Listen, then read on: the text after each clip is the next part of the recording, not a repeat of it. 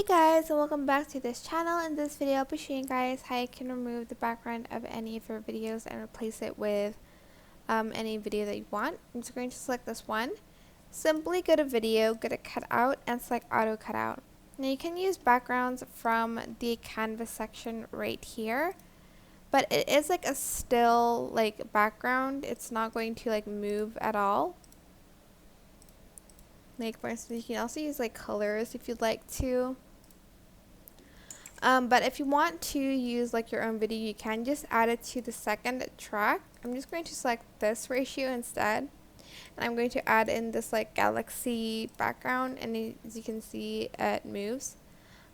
If your video cuts out like this, it's going to show, so make sure it doesn't do that. Or you can go back to that frame ratio like this and instead adjust the background to the video.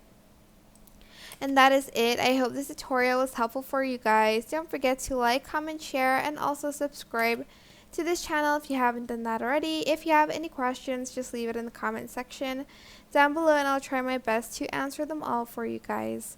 And if you found this video helpful, please click the thanks button above the description box down below. Thank you so much for watching. Bye!